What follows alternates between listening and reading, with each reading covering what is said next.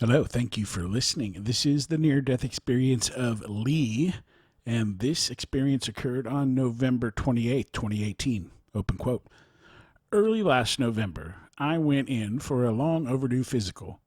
Along with various issues, I was having acute pain in my kidney area. I was inspected from head to toe, but neither the doctor nor I followed up on the pain in my back. I just attributed it as the cost of aging. The exam went great, and the doctor said I would live to be 90. Fast forward to the Sunday after Thanksgiving, about halfway through our church service, I felt like a baseball bat had slammed into my midsection. I said my goodbyes and made towards the back of the church, where I had to sit down or collapse. I made it to my truck, drove 10 miles, and barely made it to the door. I told Betsy, my wife-to-be, I was having a kidney stone attack. I tried to rest, but could find no relief. She tried to get me into the car, but I couldn't make it. We called 911. They bypassed emergency room and went right into a CT scan room. The next thing I knew, I had 10 nurses and doctors cutting off my clothes and preparing me for emergency surgery. I had an abdominal aortic aneurysm, AAA, 10.5 centimeters long, and it ruptured as we headed to surgery. A 5 centimeter AAA has a 95% death rate, and mine was twice that long. At this point, things got hazy. But I'm told that before I would let them operate, I had the surgical team sing "You Are My Sunshine" with me. What are the odds that I got to the hospital with minutes to live, the head surgeon was on duty, and I picked the only hospital that can do this procedure? Imagine Betsy, who came in thinking it was a kidney stone and hearing the news. I lost 8 pints of blood just as they got started operating. After extensive surgery, I had lost all function beneath my rib cage, including kidneys, intestines, and my right leg went from blue to black. I was given a 50% chance of survival for the next 24 hours. After 2 days, I woke up in the intensive care unit. Some hours after that, I looked at my Betsy, held her hand, and said, "Here I go." I coded and died again. Betsy told me the scene of the team giving me chest compressions and fighting to save me is etched in her mind forever. I had another extensive emergency surgery to fix my lower gastrointestinal tract and woke up 2 days later. For 11 days, I was in the ICU fighting to stay alive. On top of all that, I had to learn how to walk again. Yet I stand before you today by the grace of God and the best surgical team in Tennessee. My hospital stay did end on a high note. Betsy and I planned on getting married before this happened, so we got married at the hospital. When Walter, my spiritual mentor, found out what happened, his first words were, "Praise God," and his second words were, "What did you see?" I woke up in a place that was dark and warm. The first thing I noticed were the stones. They were as tall as me and in so many colors, bright reds, yellows, greens, and blues. They were glowing with writings on them that were older than time itself. Although I could not read them, I understood them. There was an arrow on each one that pointed to the next stone. I was confused until it hit me. My favorite book in the Bible is John and begins with, "In the beginning was the Word, and the Word was with God, and the Word was God." In Genesis, God said, "Let there be light." And in the middle of the darkness, the stones were leading me home. My second experience was more dramatic. This time, my life flashed before me. Whole years of my life flashed by in a second, but with complete clarity. Time had no meaning here. Even more dramatic, decisions I had made in a split second were played back to me. I understood not only the impact they had made in my life, but the impact countless other lives as well.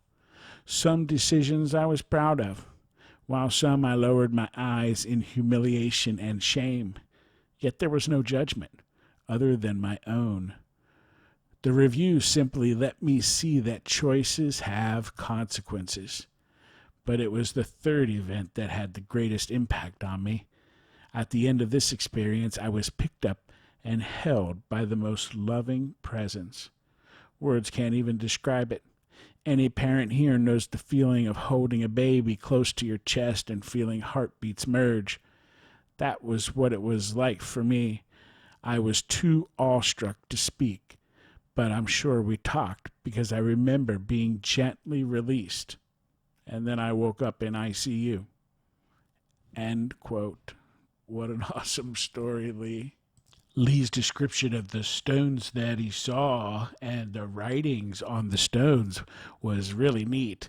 And his description of his life review, whole years of my life flash by in a second, but with complete clarity.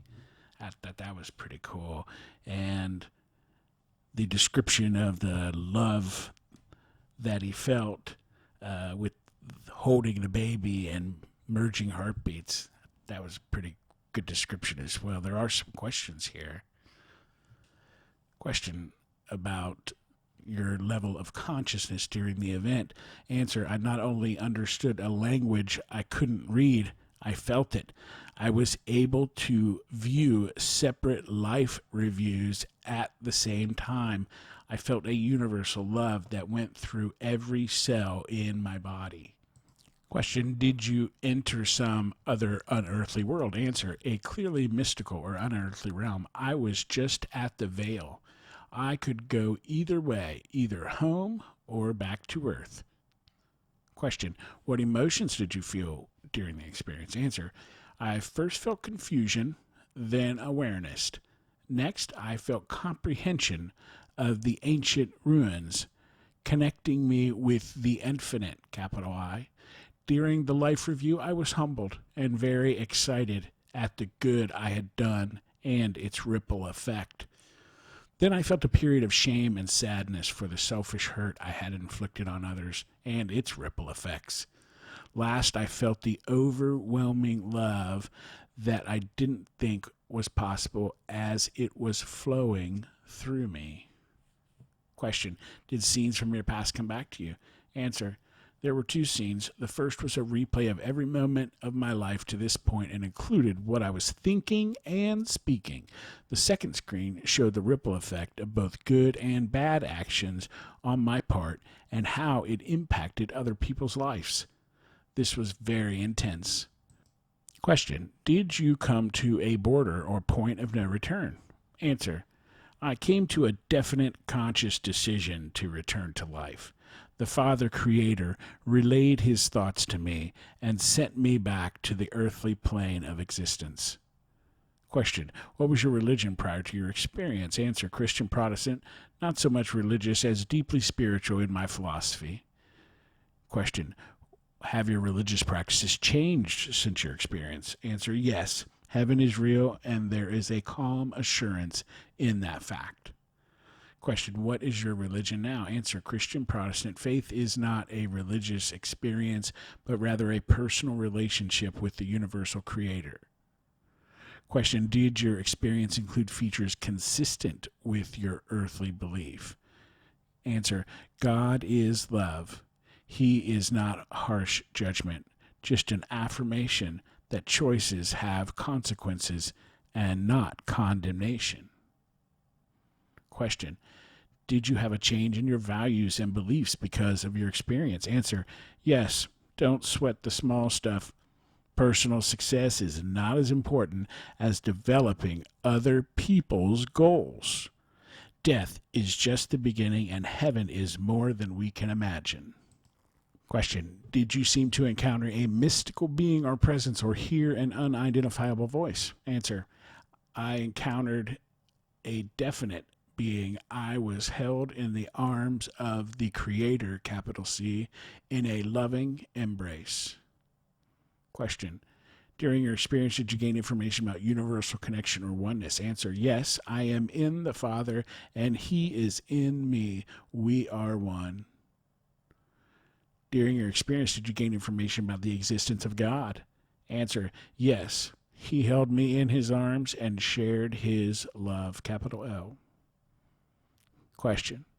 During your experience, did you gain special knowledge or information about your purpose? Answer, yes, from this life-altering experience, my purpose is to tell others that death has no sting. Death is just the beginning. Question, during your experience, did you gain information about the meaning of life? Answer, yes, 2 lessons. 1, love God, love others. Yes, even the mean, hurtful ones. Love yourself! Exclamation mark.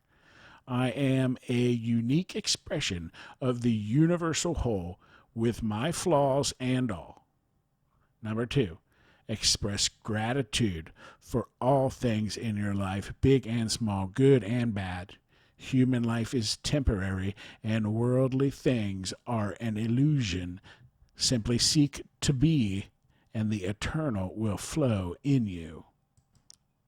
Question, did you gain information about an afterlife? Answer, an afterlife definitely exists. I was part of the universe, and it was part of me. We were one in universal love. Question, did you gain information about love? Answer, yes, I experienced universal love to the core of my being, capital B.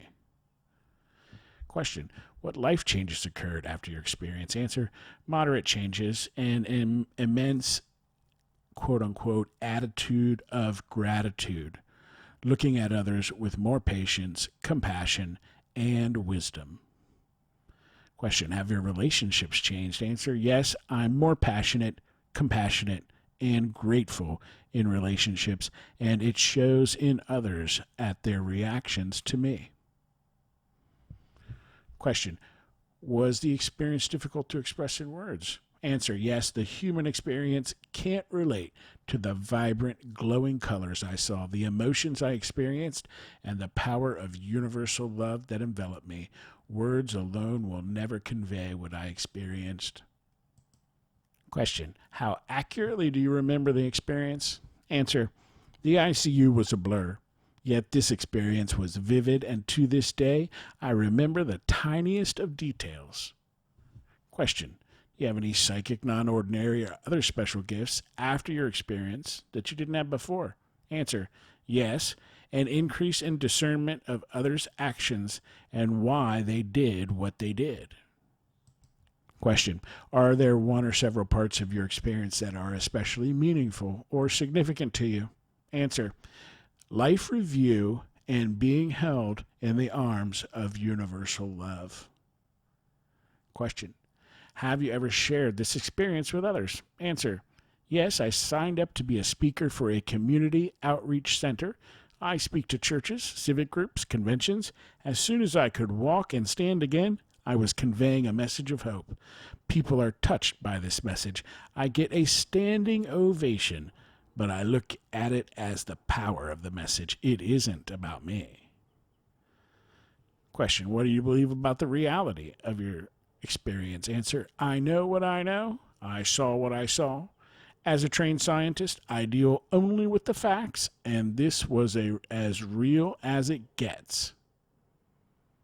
Question, is there anything else you would like to add about your experience? Answer, be grateful, show compassion, and capital T, trust. End questions, end quote. And a great story. Thank you for listening. Have a nice day.